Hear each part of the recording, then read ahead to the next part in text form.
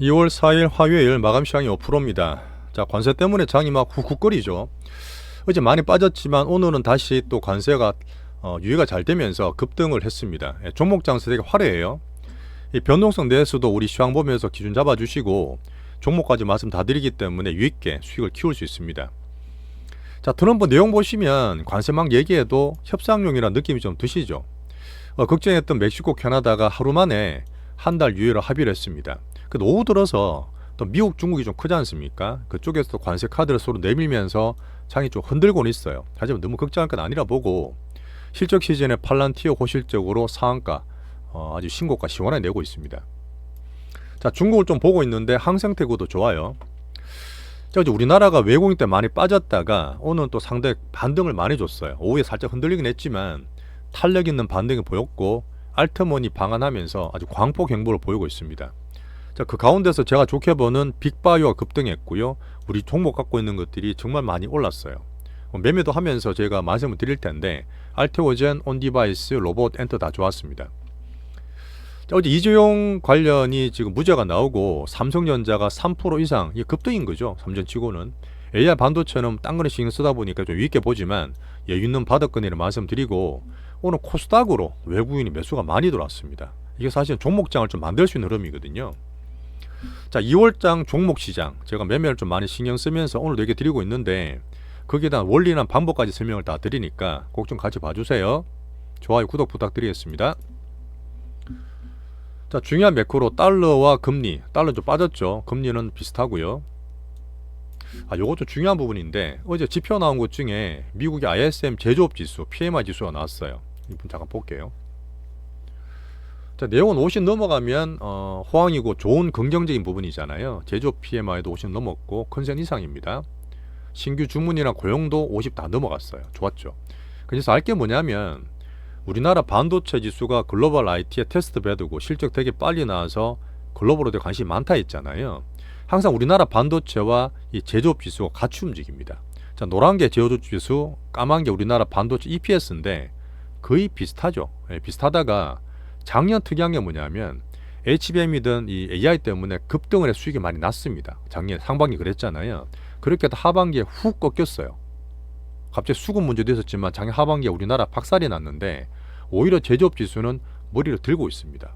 이 흐름이 올라가야 되는데 조금 늦게 올라오고 있잖아요. 근데 보면 반도체 사이클상 2분기부터 올라온다는 게 아니라 저는 워낙 작년에 많이 빠졌기 때문에 올해 초부터 반도체를 보러가 말씀드렸잖아요. 사실 많이 1월달에 올랐고요.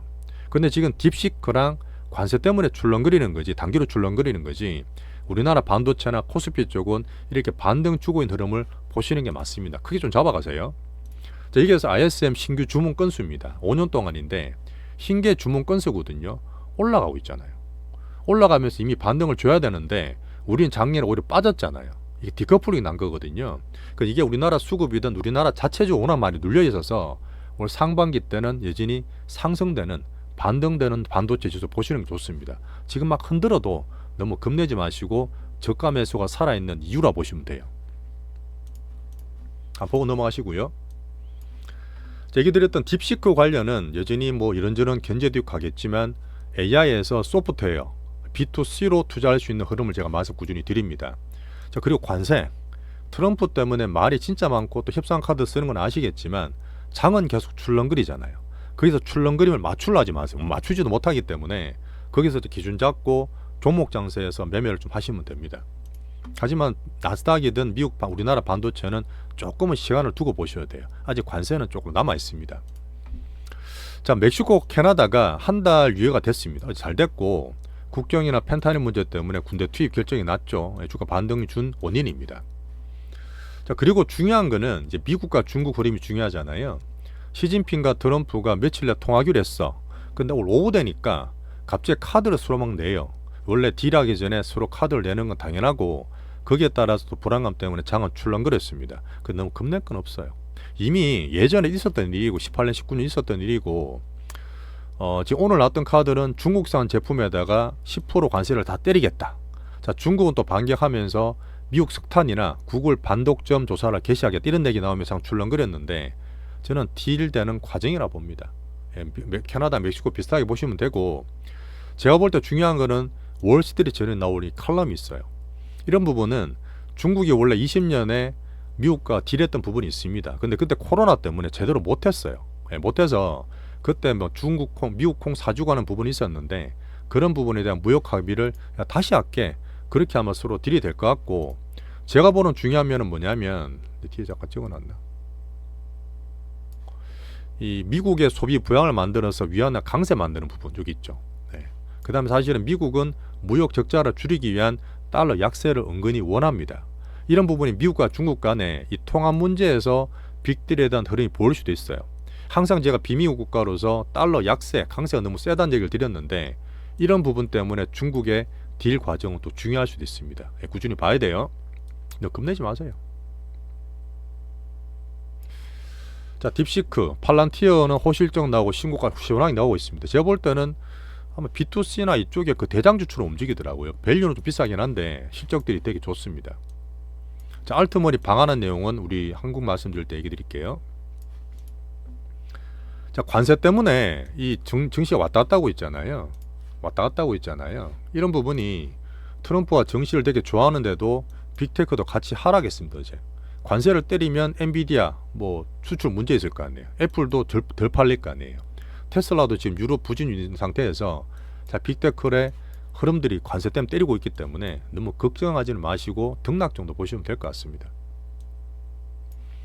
자, 어제 특이한 거는 새 국부펀드의 행정명령 서명을 했습니다. 이게 스콧 벤서트가 하고 있는 건데 이미 미국은 가장 큰 국부펀드 401k 같은 거 11트릴리온 달러거든요. 11조 달러인데 가지고 있는데 새로 또 만들겠다고 했습니다. 그걸 가지고 여러 가지 트럼프가 지금 무기도 있고 비용 절감하는 과정에서 이런 것들이 아마 쓸 그런 아마 자본을 모을 것 같아요. 뭐 틱톡 인수 가능성도 있고 뭐 나머지도 뭐 이런저런 얘기 있더라고요. 같이 봐주시고 일정 팔란티어 끝났으니까 알파벳, 아마존, 일라릴리 보시면 됩니다. 미국 고용지표 보시면 되고요. 자, 이렇게 해서 보시면 지금 관세다, 딥시크다 움직이고 있지만 지금 트럼프는 물가를 신경 씁니다. 당연히 AI 성장을 기본으로 보면서 에너지 패권을 깔고 있기 때문에 여러 가지 비용 절감할 수 있는 도지 등본을 하고 있고 관세는 협상력을 계속 휘두르는 거예요. 이 큰 추세를 무너질 만하게 보지 않는 게 저는 좋습니다. 당분간은 좀 등락이라 보시는 게 좋아요. 대신 우리나라 장은 종목 장세. 자, 비트코인은 9만 불 초반까지 빠졌다가 10만 불 다시 왔어요. 9만 불 초반에서는 박스 하대나 보시면 되고 계속 얘기 드렸던 우리 기준대로 보시면 됩니다. 자, 그리고 신규로 조성될 국부펀드에서 관련주들이 전부 다 비트코인 신봉론자들이 많아서 오히려 비트코인 살 수 있지 않나? 이런 얘기도 나오고 있습니다. 좋은 거죠.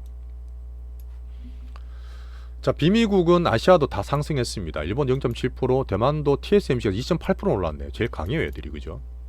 자, 홍콩도 상당히 크게 올랐습니다. 항생주스 말씀드렸는데 지금 중국 홍콩에서 중국은 내일 개장하거든요. 홍콩에서 SMIC 창신 메모리입니다. 알리바바, 샤오미, 샤오펑 애들이 잘하는 전기차나 이 빅테크들이 상승을 상당히 주고 있고요. 암만 중국 경제가 안 좋으니 뭐니 그래도 이 돈이 들어오고 경기 부양제를 쓰고 실제 우리 투자 입장에 봤을 때는 3만 년 된 정시 추세가 지금 분명히 다릅니다. 이런 면에 정시 좀 봐주시고 물론 투자하는 대상은 아니지만 우리나라에 영향을 줄 수 있으니까요. 자, 그리고 연휴대 길었지 않습니까? 그 이후에 이구한 시내라에서 정책을 쓰고 있는데 이런 스마트폰 판매량이 되게 많이 늘었다는 소리가 있어요.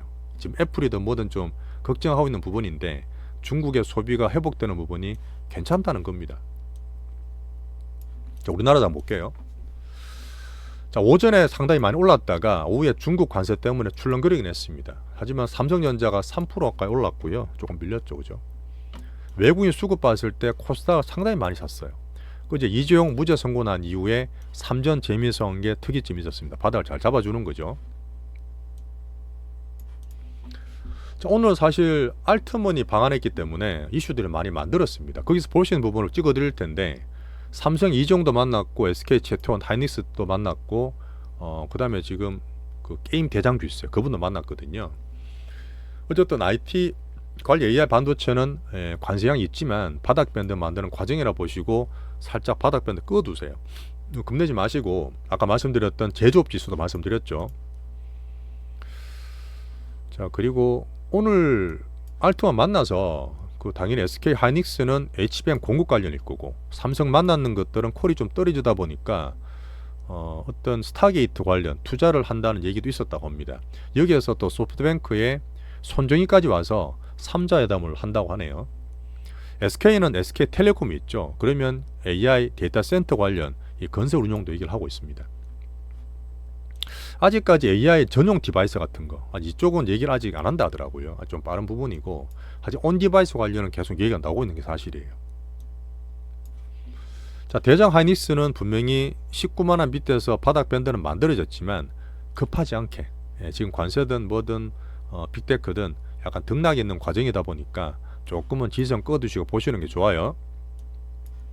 자, 삼전은 어제 이재용 회장이 무죄 선고한 이후에 외국인 재매수가 들어왔습니다. 별 걱정할 거 없이 바닥 잘 받치고 있고 투자 전략과 M&A 관련 삼전이 진짜 조용했잖아요.